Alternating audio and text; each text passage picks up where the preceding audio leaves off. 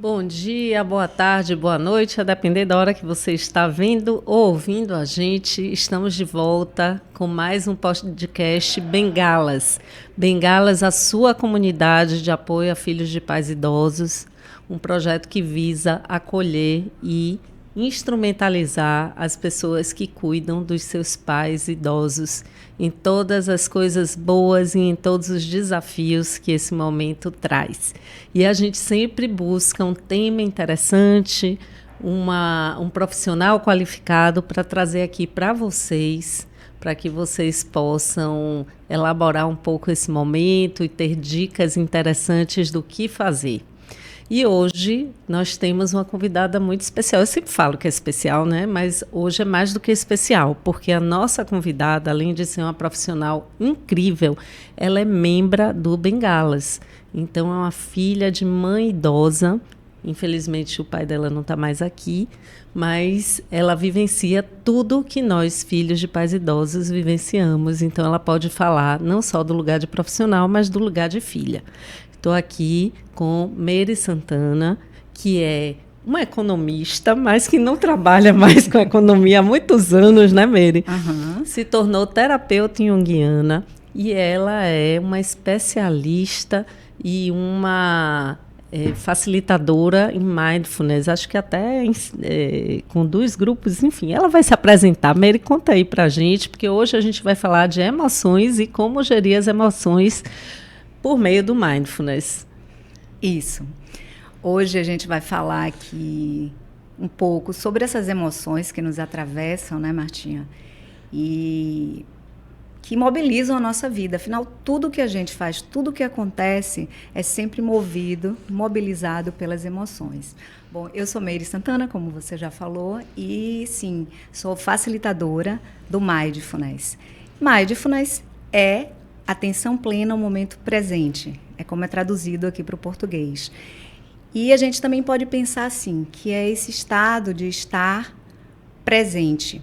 Por exemplo, eu estou aqui com você, eu estou aqui com você, presente nesse momento.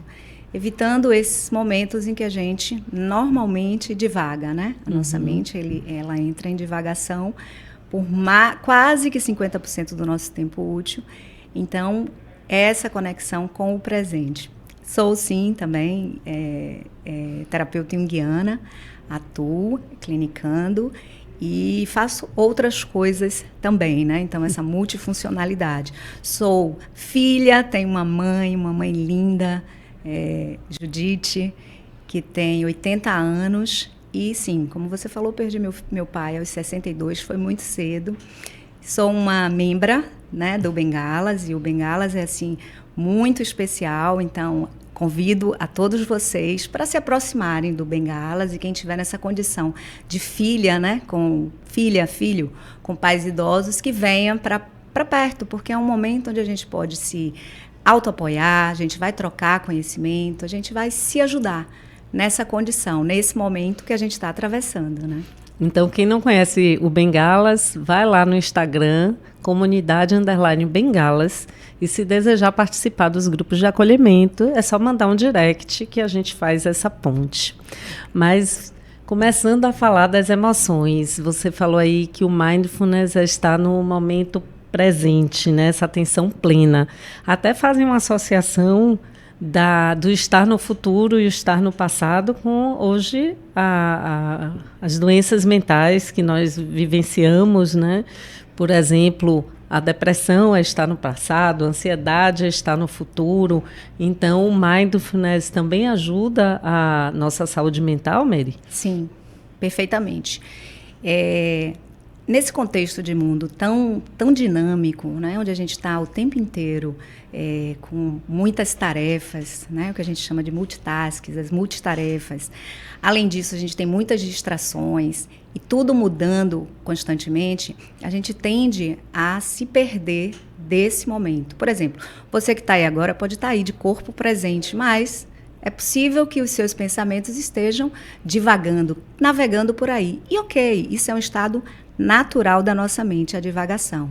Mas quando ela se torna excessiva e a gente perde essa condição de estar no único tempo que é funcional e onde a gente pode agir, que é o tempo presente, isso vai trazendo esses distúrbios. Então, se perdurar muito no passado, né, voltar e ficar pensando, ruminando, com um saudosismo excessivo, usando sempre o passado como parâmetro, pode sim trazer disfunções para a gente e pode vir a trazer transtornos, os transtornos psíquicos. Então, como você bem falou, Martinha, remeter-se muito ao passado pode levar a esse estado depressivo.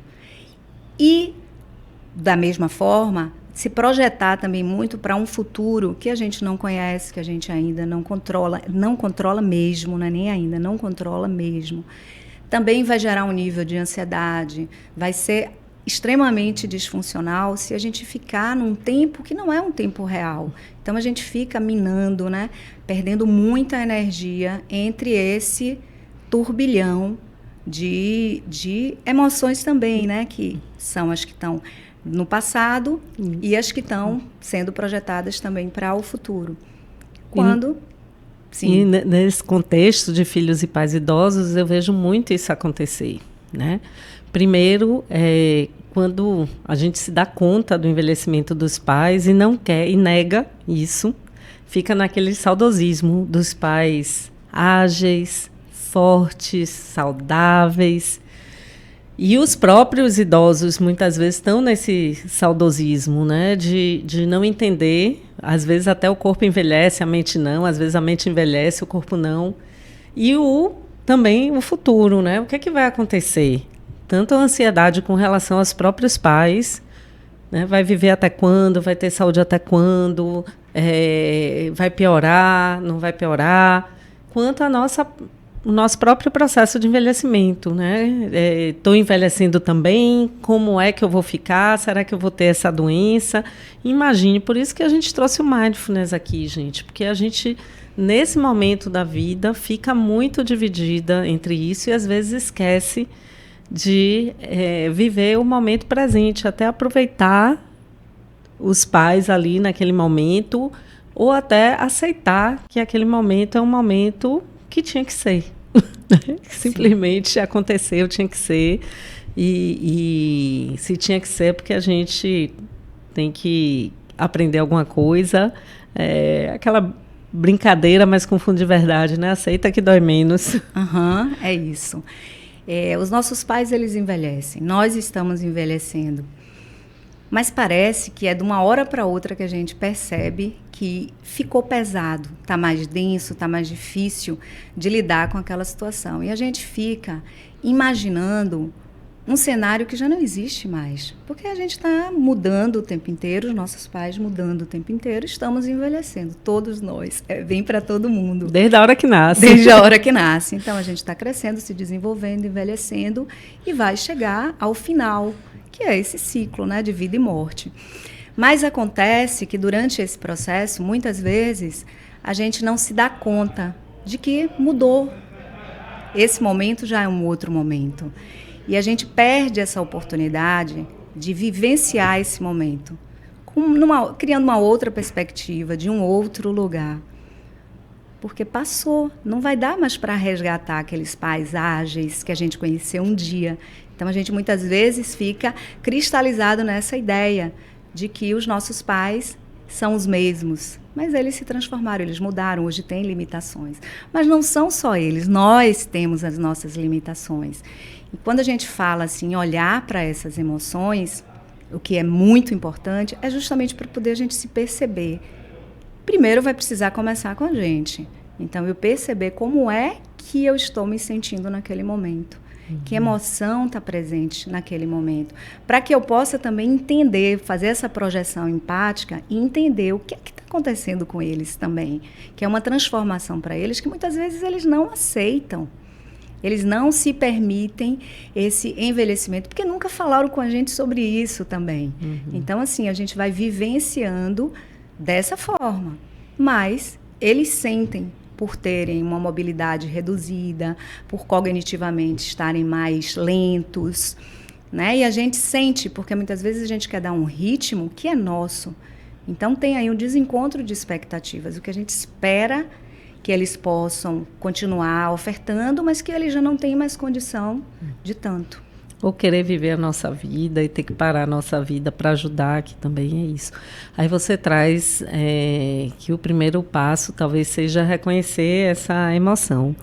E a gente sabe que a gente vem de uma cultura que não é uma cultura que nos ensina nem a reconhecer, nem a expressar essas emoções, né? Então, desde pequeno, o homem não chora, né? A mulher, antigamente, não podia dar uma risada maior, porque estava se mostrando, se expondo. Então, assim, engula o choro, né? Engula suas emoções, não mostre para ninguém, não se mostre, porque podem fazer uso disso, e a gente vem engolindo a emoção. E, às vezes, a gente até escuta, assim, eu sou uma pessoa racional, eu não tenho emoção. Isso não existe, né, Meire? Emoção é um... Não existem... não processo existe, biológico, né? Não existe mesmo. E ela existe tão intensamente que ela nos atravessa o dia inteiro. Antes de seguir, Martinha, falando sobre isso, eu quero trazer um poema aqui. É de um poeta persa chamado Rumi. Que eu sou apaixonada por Rumi. O ser humano é uma casa de hóspedes, onde todas as manhãs há uma nova chegada. Uma alegria, uma depressão, uma mesquinharia. Uma percepção momentânea chega, como visitantes inesperados. Receba e entretenha a todos, mesmo que seja uma multidão de tristezas, que varre violentamente sua casa e esvazia de toda a mobília. Ainda assim, trate seus hóspedes honradamente. Eles podem estar te limpando para a chegada de um novo deleite. O pensamento escuro, a vergonha, a malícia, receba-os sorrindo à porta e convide-os a entrar. Seja grato a quem vier, porque todos foram enviados como guias do além. Então, isso aqui é de uma riqueza muito grande. E eu gosto de dizer assim, vamos convidar todas as emoções para tomar um chá. Porque a gente é atravessado por todas as emoções durante um dia inteiro. Hoje, enquanto a gente estava se deslocando para cá, quantas emoções elas não surgiram? Sim. Em função dos acontecimentos, em função das situações, mas as emoções, elas também vêm, elas irrompem, né? É um sistema involuntário e a gente está o tempo inteiro se emocionando. E a emoção é importante demais, porque a emoção é que nos mobiliza a. Então, ela leva à ação. A gente está sempre agindo a partir de uma emoção.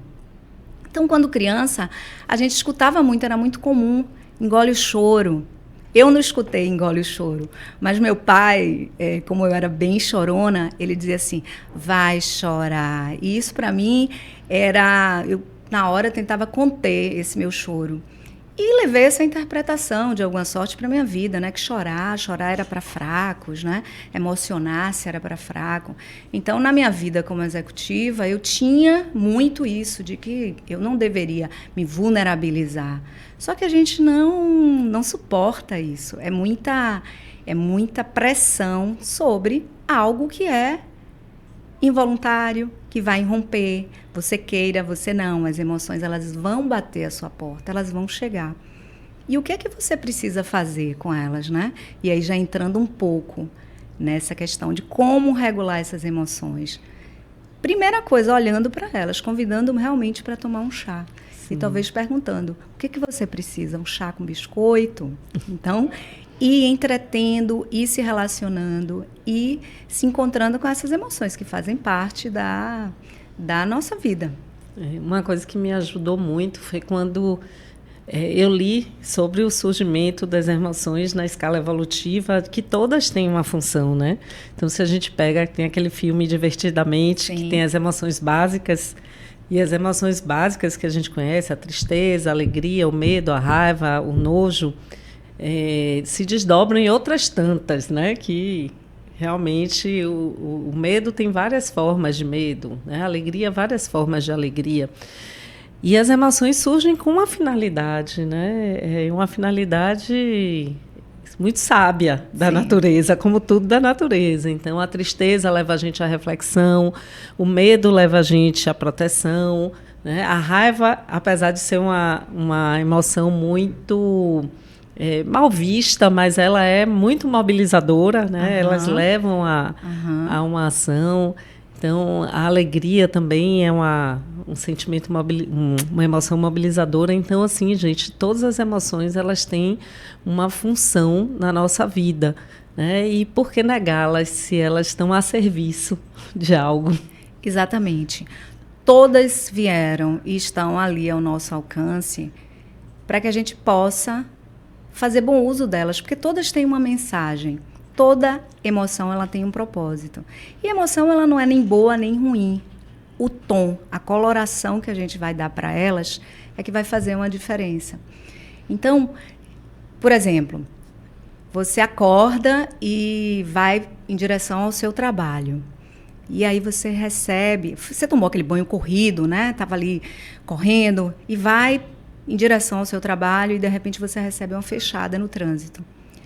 E você é tomada por uma raiva. Vem um susto, mas vem uma raiva, né? Poxa, como é que essa pessoa faz isso comigo? E aí, em seguida, pode vir um sentimento de, e se ele tivesse me atingido? E se eu tivesse morrido? Então, vem uma raiva que pode se seguir a um medo, e aí você segue com aqueles pensamentos turbinados, né, te tomando. Então, é um pensamento que gera uma emoção, que leva a um pensamento, e ele vai se avolumando. Você chega no seu trabalho, estaciona sem nem sentir como estacionou esse carro, porque você veio de forma tão automática, né, sem prestar atenção.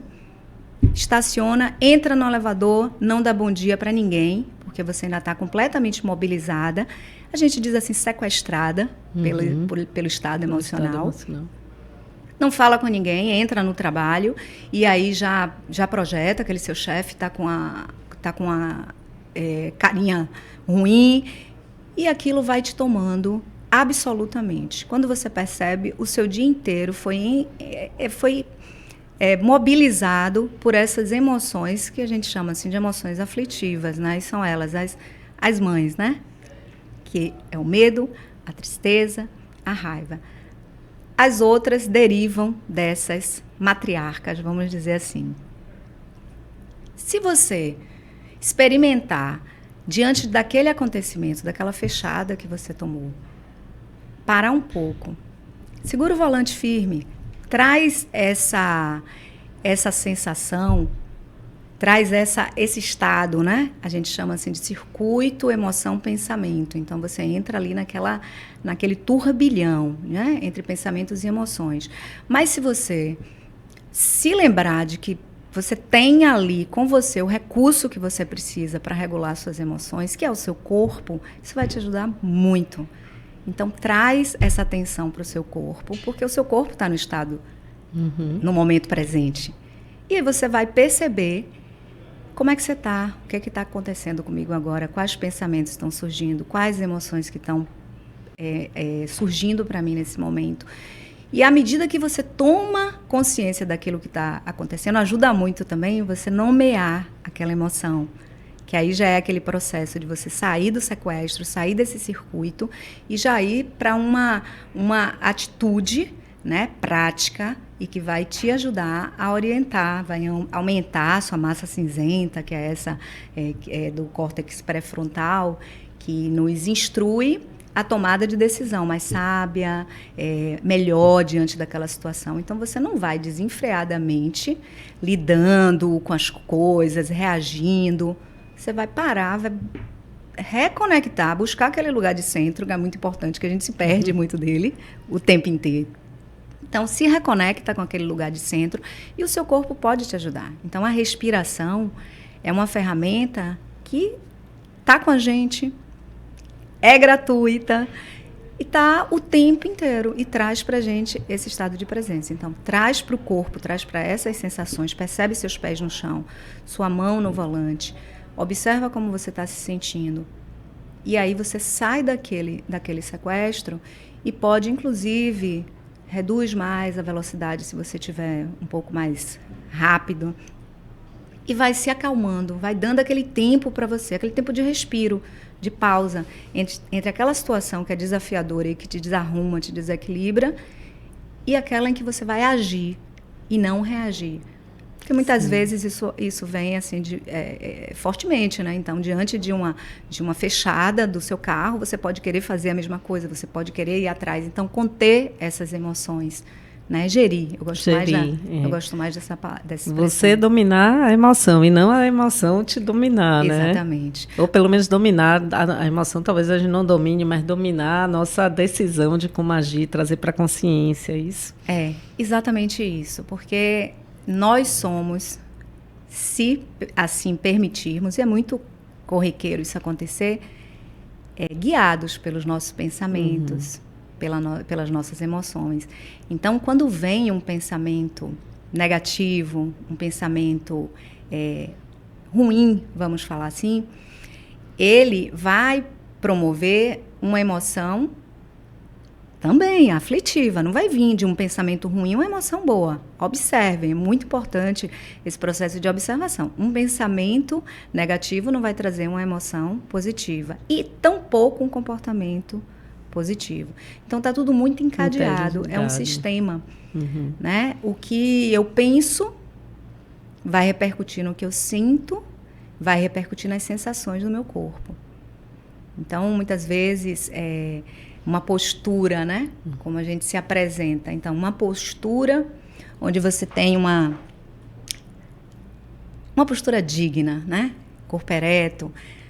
Isso aqui comunica para o nosso cérebro que a gente está bem, está seguro, está preparado. Digamos, numa preparação que você vai fazer pública, né? Assim, tipo como essa. Se eu chego aqui assim, isso vai trazer uma informação para o meu cérebro que eu não estou bem, que eu não estou preparada, que eu estou insegura, que eu estou morrendo de medo. Mas, se eu mantenho o meu corpo numa postura ereta, ele vai entender que eu estou tranquila, que as coisas vão fluir, vão acontecer. Então, isso é muito importante. Mas tem uma coisa que é super importante, é eu entender que eu posso protagonizar, que eu posso alterar o meu estado emocional. E como é que eu vou fazer isso, né? Já assim, respondendo, né? Antes da gente responder, ainda falando sobre as emoções, Mery, e até para a gente já trazer essas dicas direcionadas, né, para o nosso público de filhos de pais idosos, uma coisa que eu vejo muito no grupo de acolhimentos é um conflito de emoções. E com o pouco que eu sei, eu tento mostrar que faz parte até sentir emoções aparentemente divergentes. Então, você trouxe o exemplo, né, de estou saindo para trabalhar, dirigindo, e tem uma pessoa que traz uma fechada, trazendo para a nossa realidade. Estou saindo para trabalhar, cheia de reunião, né, até motivada, assim, um dia que promete ser produtivo, e aí ligam, né, seu pai está passando mal, largue tudo e venha para cá, né? E aí vem aquele misto, né, de raiva, porque está atrapalhando minha programação, mas ao mesmo tempo vem o medo, né, que alguma coisa aconteça com ele, e aí ao mesmo tempo vem uma angústia, vou para a minha reunião, que é importante para mim, e tem um cliente esperando, ou vou acolher meu pai, que é uma das pessoas mais importantes da minha vida. Aí vem amor, né? Vem tudo junto e misturado. E aí, quando você fala assim, nomear essas emoções, eu vejo uma cena na minha cabeça, né, que é comum de acontecer para todos nós e que desencadeia essas emoções. E eu falo, gente, esse cuidar, ele traz isso mesmo, né? Ele traz, ao mesmo tempo, uma alegria de você saber que está fazendo o bem, que você está retribuindo, né? Principalmente quem teve bons pais, sentir que está retribuindo esse amor, esse carinho, mas, ao mesmo tempo, tem muita raiva, muito medo. Por que isso está acontecendo comigo? Né? Está bagunçando minha vida. Ó, só de falar, eu já fiquei dominada pelas emoções. Deixa eu respirar aqui, Mary. Isso, e é justamente pelas emoções, pela respiração que perpassa essa solução. Trazendo assim, essa solução de ordem prática diante desse exemplo que você trouxe. De fato, todas as emoções, elas vão estar ali circulando, todas elas estão ali, aí voltando de novo para essa analogia que eu fiz, né? Vamos chamar todas para tomar um chá. Mas a primeira coisa, assim, para que isso aconteça, é que você consiga, mesmo nesse turbilhão, e aí é um trabalho de consciência, de intenção. Então, por exemplo, você pode acordar intencionando, hoje eu quero lidar com mais calma diante das situações. É uma intenção para que dirija o seu dia. As intenções, elas ajudam a segurar, a nortear as ações. Porque quando você sair da linha, o seu próprio cérebro vai lembrar, Marta, você não falou que hoje o seu compromisso é de ser, sabe, de lidar de forma mais calma com as situações? Então vem esse turbilhão. Você tem o seu trabalho, você é uma mulher que tem trabalho, pais idosos, pets, filhos, netos, amigos, faculdade hoje. Então, você tem uma série de atribuições, né? Uma série de tarefas para dar conta. E, de repente, uma vem também atravessando a outra, porque não é tudo assim, não está tudo na prateleira, né? Você abre essa portinha, vai funcionar isso, abre essa, vai funcionar isso. Não, vem tudo, muitas vezes, junto e misturado. É o chamado momento desafiador.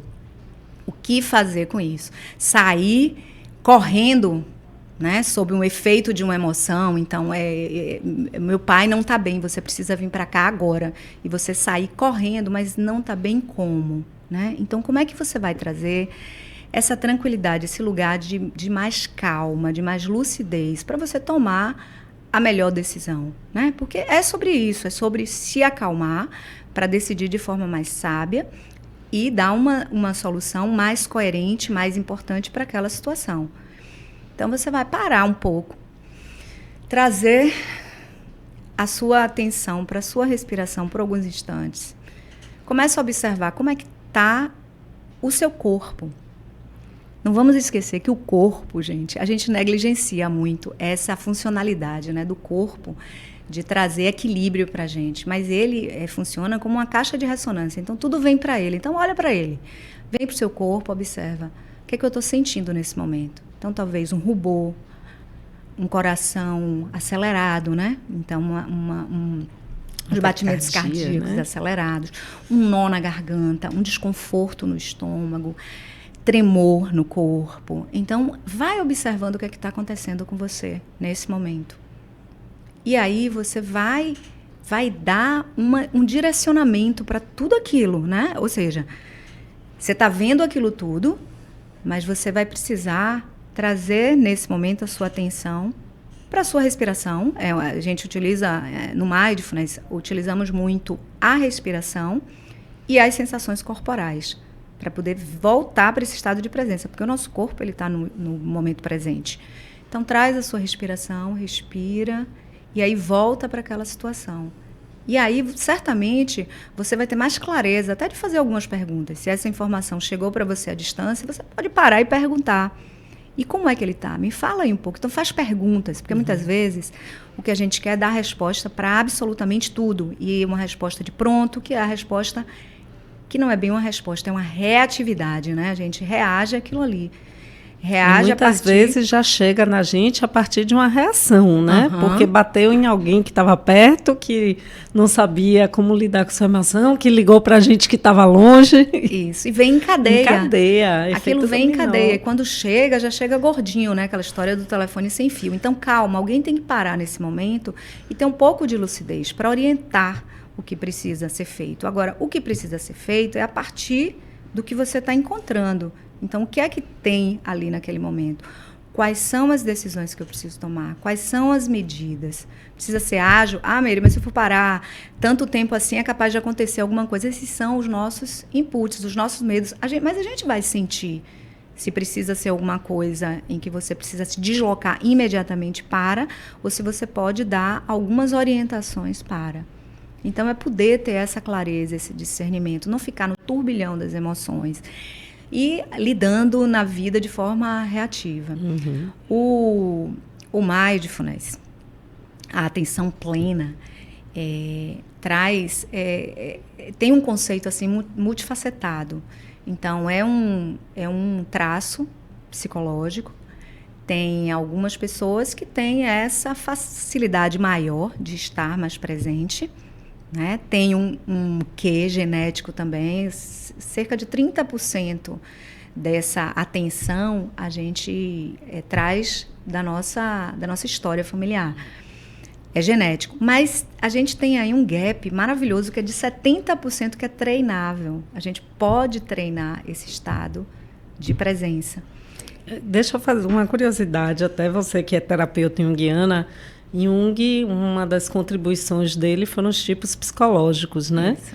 E aí ele diz que as pessoas têm uma tendência para serem mais de pensamento ou de sentimento, mais de intuição ou de sensação, né? Mais de extroversão ou introversão.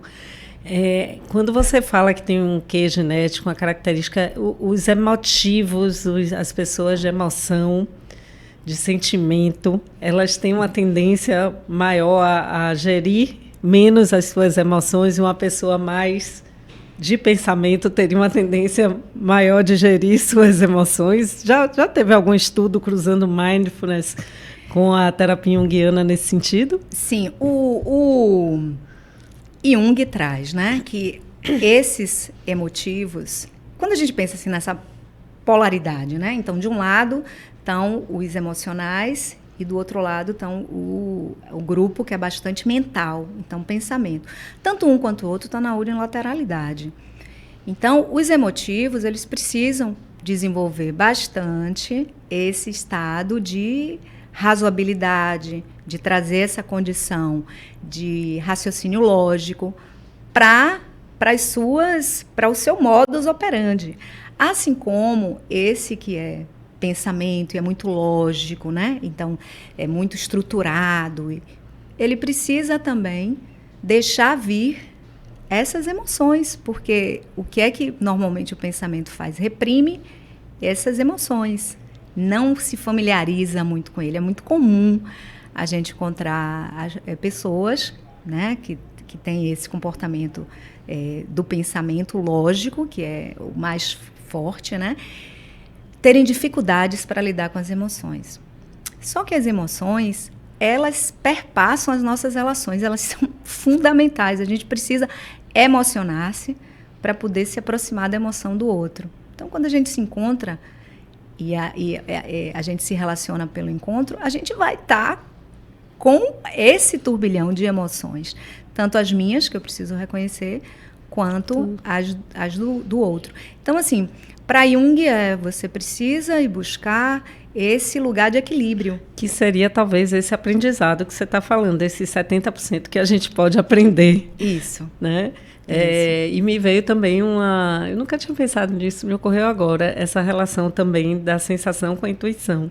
Porque o mindfulness traz para o corpo, mas conecta com algo maior, né, ao mesmo tempo, porque a respiração permite essa conexão, né? Sim, a respiração, ela vai levar você para esse lugar de quietude. É como se fosse assim uma caixinha mágica que tem dentro da gente, que tem vários nomes, né, nas tradições, nas religiões. Então, assim, essa conexão com o divino, esse lugar de centro, o daimon, tem uma série de nomezinhos para falar desse centro. Então, quando eu me conecto comigo, com o que eu estou sentindo, eu vou poder acessar as melhores respostas, porque estão todas dentro de mim, não estão fora. A gente tem uma ilusão e está sempre buscando fora as soluções para as nossas questões, para as nossas necessidades, mas elas estão dentro. E a gente vai ter uma facilidade de acessá-las quando a gente aquietar. Então, sim, voltar aqui para o corpo, se conectar com esse nosso corpo, com esse lugar de presença. O mindfulness traz um outro componente também, Marta, que é o da compaixão, né? Então, eu, só voltando aqui um pouquinho que eu me conectei agora, que eu trouxe esse termo multifacetado que é o mindfulness. Falei do traço psicológico, que aí a gente conectou com Jung e aí fomos por aí. Mas é um estado mental. Então, é um estado. Os nossos pensamentos, as nossas emoções, esse estado de presença, de distração, tudo isso passa, vem e vai. Então, quando a gente começa a acessar esse lugar de que esse pensamento está me trazendo uma emoção, que está me trazendo uma sensação, mas quando eu tenho essa tranquilidade de que vai passar, porque está apenas me atravessando, vai passar. Mas o que muitas vezes acontece é de que, por questões culturais, habituais, traumáticas, a gente traz essa relação muito, muito interligada. Ou seja, um pensamento me atravessa a vida inteira. Aquele pensamento, né, cristaliza e me atravessa a vida inteira. Ele sempre vai me provocar uma emoção quando eu estiver diante de um pensamento que me remeta aquilo. É o gatilho. O gatilho. Então, tem gente que passa uma vida com aquilo. Mas esse treino atencional, que aí vem que é uma outra face do mindfulness, que é você treinar. Então, tem uma série de protocolos, os protocolos é um treino formal, mas tem também as atividades informais. Por exemplo, se eu estou aqui com você, conversando com você, eu estou com você. Então, exercitar está aqui. Se eu estou escovando meu dente, eu estou escovando meu dente. Se eu estou dormindo, eu estou dormindo. Ok, que muitas vezes isso se mistura absolutamente e a gente não consegue dar conta. Mas esse é um treino. Quanto mais você treinar essa habilidade de trazer a sua atenção para o momento presente por meio do seu corpo, mais você vai conseguir lidar com tudo que está no seu entorno. Porque, de fato, está tudo mudando o tempo inteiro. Eu, você, todo mundo que está aqui assistindo, a gente está em transformação o tempo inteiro. Então, poder entender que é a efemeridade, que tudo é efêmero e que passa. As emoções vão passar, os pensamentos vão passar. Meire, já me perguntaram assim uma vez, mas se vier a ideia, né? Aquela ideia incrível, eu vou deixar passar? Aí eu falei, é uma decisão sua. Eu não deixaria passar. Porque vem, né, ideias que agregam, que são criativas, mas a grande maioria são ideias e pensamentos e imaginações e preocupações e críticas que povoam o nosso pensamento e que não vai se concretizar, não vai se realizar. Então, gente, a mente mente. Então, assim, é poder prestar atenção que aquilo é um pensamento, para não se fundir com o pensamento, assim como não se fundir com a emoção, porque também a emoção é transitória, é efêmera, é involuntária, né? Vai romper, mas ela vai passar. E se a gente utiliza esses recursos que a gente tem, a gente vai fazer com que essa travessia ela seja mais rápida. A gente não vai se agarrar àquela tristeza e ficar nela o tempo inteiro. É importante sentir aquela tristeza, é importante observar onde ela vem no meu corpo, porque isso é saber mais sobre você, é sobre autoconhecimento, autopercepção.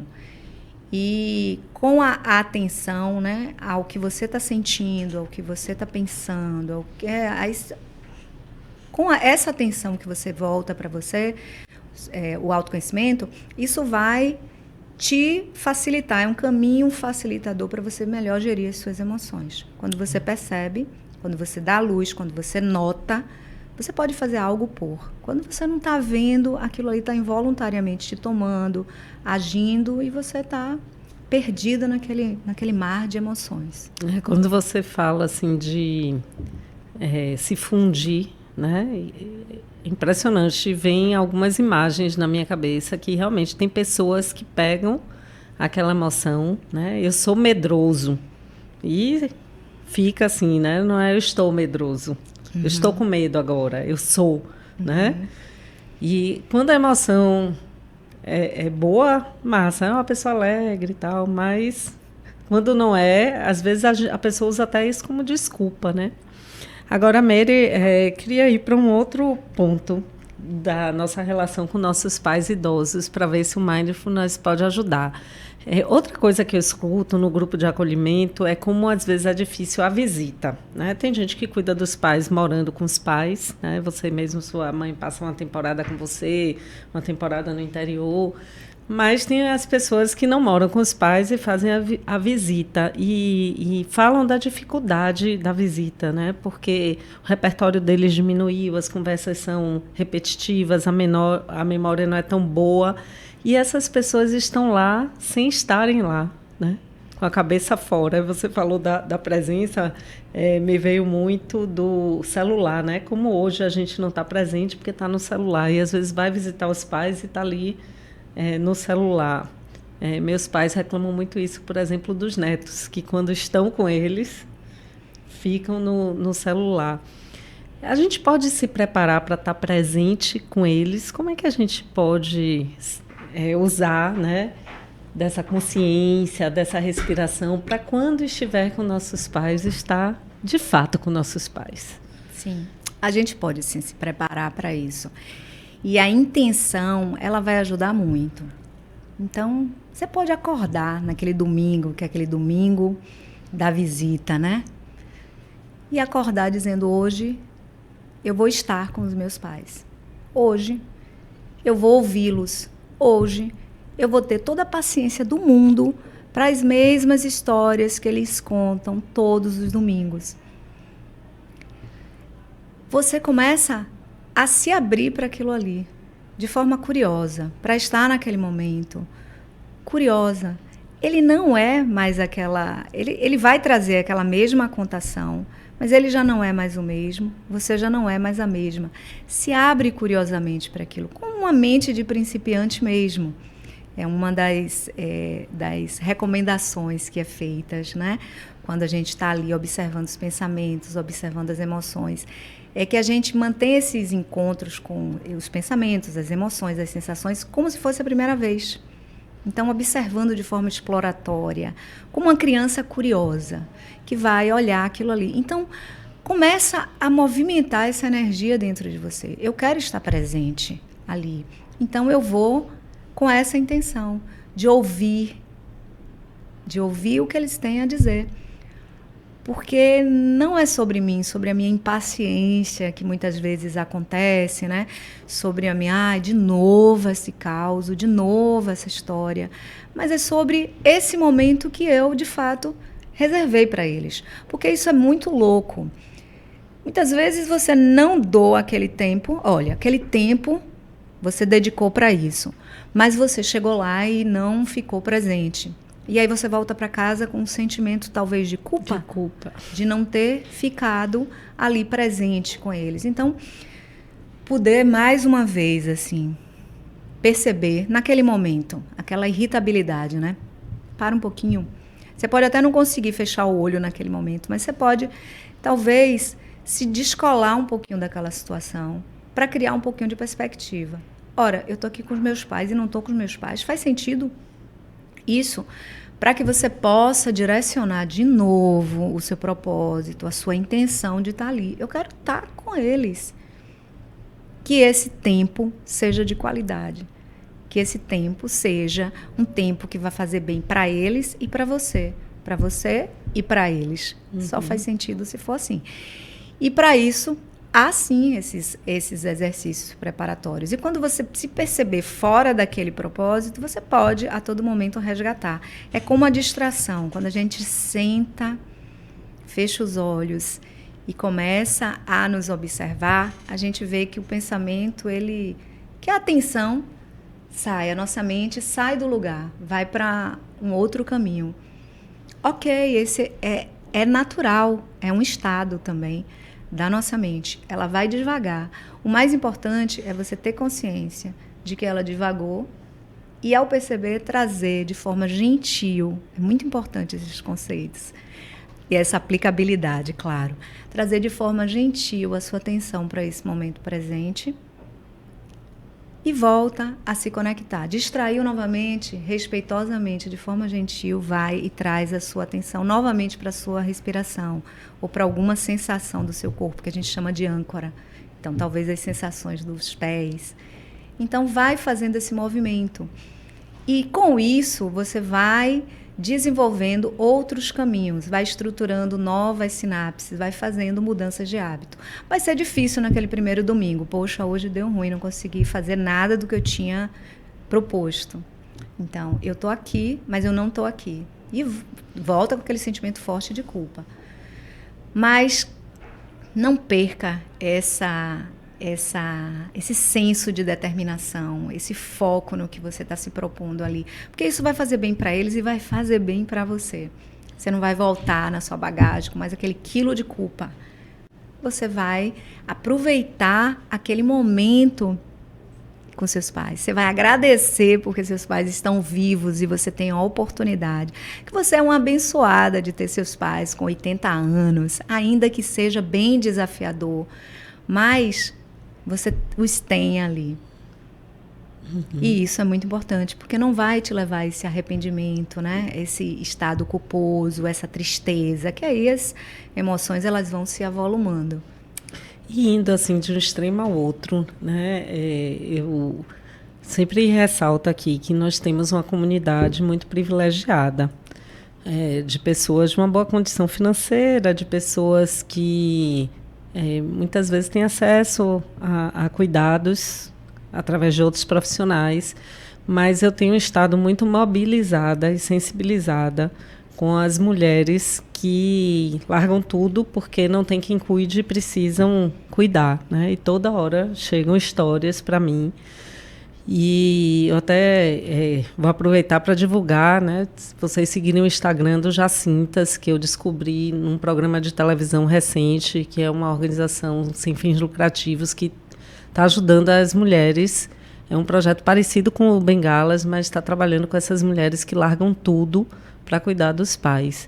E o discurso que vem nessas mulheres é o cansaço. O mindfulness, ele também pode ajudar no cansaço, e aí eu estou falando de um cansaço completo, né? Porque tem um cansaço físico, que é acordar, dar remédio, fazer comida, trocar fralda, dar banho, e tem o cansaço mental, que é aquela vida que todo dia ela faz tudo sempre igual, né? Não tem muita variação porque não tem opção. Sim. Né? Principalmente as pessoas que estão numa condição mais grave, né? Que é quando demanda isso, um acamado por um problema como Alzheimer, um Parkinson, ou por uma doença grave, uma doença neurológica. Você traz, Martinha, uma situação assim bem complexa, né? Quando você diz assim que que pensa muito nas pessoas que não têm condições. Eu vou trazer aqui um outro tema, que aí pode ficar para uma outra oportunidade, mas é do autocuidado, da autopercepção. A atenção, a consciência, a como você está naquele momento, pode trazer para você essa percepção das suas necessidades. Porque a gente só vai saber do que a gente está precisando se a gente observar. Então, observar o que é que eu preciso naquele momento. E, às vezes, é uma noite sem dormir. Então, você ficar ali privada de sono, isso vai te afetar mentalmente, isso vai te afetar fisicamente. Então, nesse momento, parar e observar as necessidades e dar encaminhamento para elas é o ideal. Não sei se é possível, né, com as pessoas que realmente tiveram que largar tudo, inclusive seus empregos, não têm um suporte de uma outra pessoa, mas esse seria um caminho. O que é que eu estou precisando nesse momento? Estou precisando de descansar. Eu estou precisando me alimentar, muitas vezes esquece de se alimentar. Estou precisando de um sono reparador para que eu, consiga seguir. Então, como... E aí que vem, né, a ideia desse processo decisório, baseado ali em fatos, de forma objetiva, né? É poder eu olhar essas condições desse momento. Então, por isso que é bom estar em comunidade. Porque talvez, assim, quando a gente pensa nas pessoas mais carentes, e a gente sabe, ainda bem, né, que muitas vezes tem uma comunidade ali no entorno, com quem uma vizinha pode deixar por algum instante os seus pais com ela e depois fazer esse revezamento. Então, esse autoapoio que é muito importante. Agora, a respiração também pode, eu imagino que possa ajudar a tranquilizar também um pouco, né? Porque vem muita angústia. Sim, ajuda, sim. Porque ao respirar, ao perceber como é que você está e trazer a sua atenção para aquela respiração simples, orgânica, o ar que entra, o ar que sai. Então, é como se você esvaziasse, né? Se esvaziasse daqueles pensamentos. Não é que você vai parar de pensar, não é que você vai parar de agir. Vai estar tudo acontecendo ali concomitantemente, dentro e fora. As coisas também vão estar acontecendo fora de você. Mas você vai criando esse espaço necessário, esse respiro, esse distanciamento daquela emoção aflitiva, daquele pensamento perturbador. Então, ao criar esse distanciamento, você vai ter melhores condições de lidar com aquilo ali. Então, de ter uma saída mais criativa, de ter uma saída mais adequada para aquela demanda. Então, é um caminho esse lugar de voltar aqui para o seu centro, porque ajuda a gente não se perder de quem a gente é, porque muitas vezes nessa confusão, aí a gente começa naquele processo de autocrítica, né, de julgamento. Ou de vitimização. Então, assim... Na época da pandemia, eu estudei um pouco sobre respiração e fiquei impressionada, assim, né? Porque diz que libera neurotransmissores, né? Hormônios de tranquilidade, oxigênio no cérebro para você pensar melhor. Então, eu fico vendo assim que tem diferentes teorias, diferentes ferramentas, mas que, no fundo, leva a um caminho único, né? E eu não tenho dúvida, como você falou, eu acho que a respiração é um recurso que é grátis, está disponível 24 horas por dia, onde quer que você esteja e como a gente faz mau uso. Então, assim, nosso tempo está acabando, Meire. Queria pedir que você, então, ensinasse uma respiração alguma, não sei se tem alguma básica no Mindfulness, eu sei que tem muitas técnicas para esse centramento, mas justamente pela facilidade da respiração, tem alguma respiração que você possa ensinar à nossa audiência, né? E que aí não importa, né, onde está, que classe social é, que problema está enfrentando, mas que quando a pessoa precisar possa acessar esse recurso? Sim, claro. Antes, Marta, só de fazer a prática aqui com a comunidade, com todos que estão assistindo com você, como você falou da meditação, eu só queria deixar aqui um esclarecimento.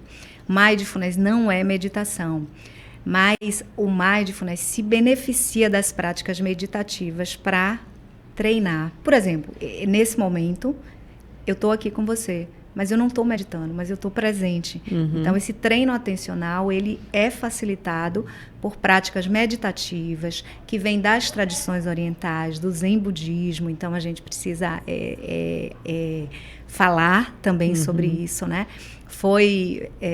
Veio aqui para o Ocidente e, por meio de pesquisas científicas, está trazendo muitos benefícios em muitas linhas de atuação, em empresas, escolas, hospitais e para a sociedade de modo geral.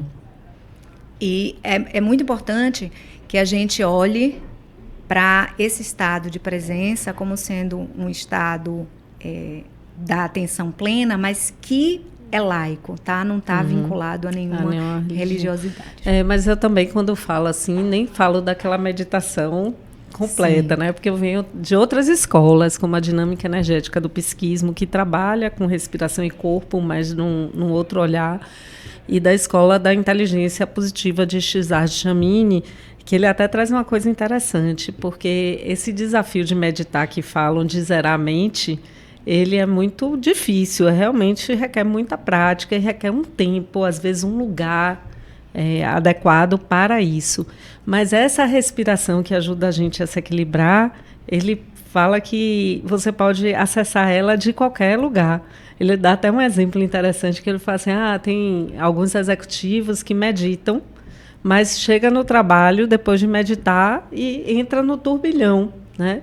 E ele fala assim, perceba quando você está sem respirar, que prende aquela respiração pela tensão, ou quando a gente está com aquela respiração de cachorrinho, curta, né? Que alta, né? Que está ligada a essa ansiedade ou ao medo, que está ligada às emoções que a gente falou tanto. E nessa hora, né, se você percebe que sua respiração não está legal, respire onde quer que você esteja. No meio da reunião, na frente dos seus pais, com aquele irmão que você está tendo problema porque não está ajudando a cuidar ou não está mandando dinheiro, né, com aquela cuidadora ou aquela pessoa que trabalha na casa de seus pais, que esqueceu de dar o remédio, que não fez aquilo direito. Então, a gente para e respira. Né? Então, acho que a gente está falando mais ou menos a mesma linguagem, de pontos de vista diferentes, mas que eu sou super admiradora do Mindfulness e agradeço já de antemão, que aprendi bastante hoje sobre isso. Tá, eu super agradeço, é um prazer estar aqui. E vamos lá então, né? Qual é o convite? Sempre em Mindfulness. É um convite. É um convite, você não é obrigado a. E um cuidado que é muito importante que você tenha é esse de respeitar o seu limite. Então, esse autocuidado. Poder ser compassivo também com você, né? E entender que você é um ser humano, que os seus pais também. Então, se conectar pelo que a gente tem de semelhante. Isso traz muita força também para a gente conservar e para a gente nutrir os valores como paciência, dedicação, né? Que isso tudo é importante nessa fase da vida. Então, vamos lá. Vai buscando um lugar confortável, né? Onde você estiver. Acomoda suas mãos sobre suas pernas. Descola um pouco a sua coluna da cadeira. Vai buscando esse lugar de conforto. Mantendo a sua coluna ereta, numa posição digna. Vai observando por alguns instantes como é que estão as suas expressões faciais nesse momento. Notando se tem tensão na sua testa. Vai esboçando um sorriso, bem sutil. Assim você vai trazendo relaxamento para o seu corpo. Quando você relaxa o seu corpo, você relaxa a sua mente.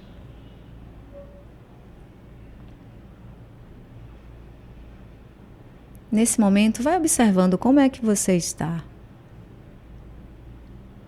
Se tem algum pensamento presente. É natural que um fluxo de pensamento passe pela nossa mente a todo instante. Apenas observa esses pensamentos sem se imbricar com eles. Vai observando e deixando esses pensamentos passarem. Trazendo nesse momento a sua atenção para as suas emoções.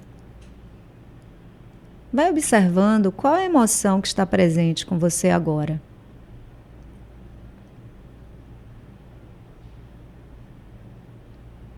É como se você estivesse fazendo uma breve checagem de como você está nesse momento. Notando as sensações do seu corpo, os pensamentos e as emoções.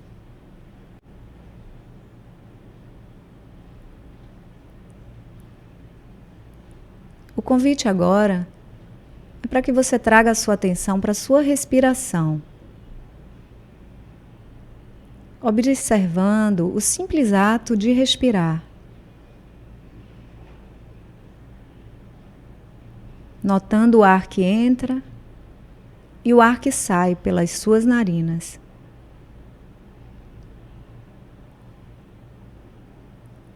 Sem precisar alterar nada. apenas observando. Talvez sentindo o movimento que a respiração promove no seu corpo, barriga, tórax.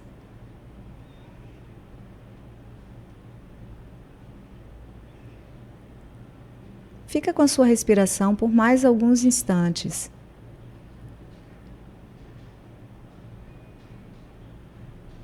Apenas notando, sentindo, percebendo.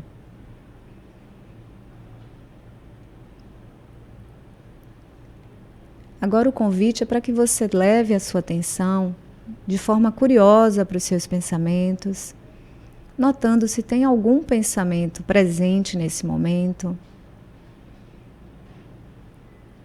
observando se tem alguma emoção presente,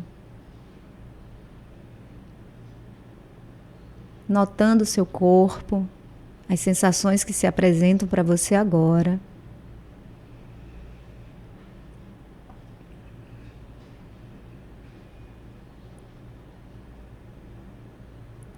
Vai notando a luminosidade no ambiente onde você está, ainda que você esteja com os olhos fechados.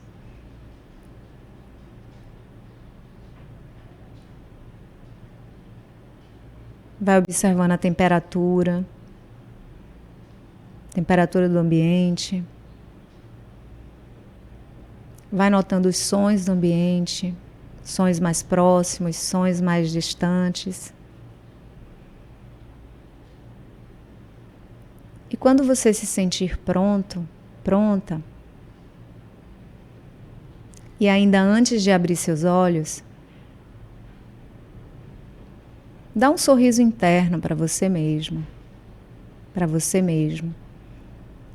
agradecendo o tempo que você dedicou a você mesma, a estar presente nesse momento, apreciando a sua atitude e buscando levar esse estado de presença para todas as atividades e todos os encontros que se desenrolarem durante o seu dia. Quando estiver confortável, gentilmente vai abrindo seus olhos.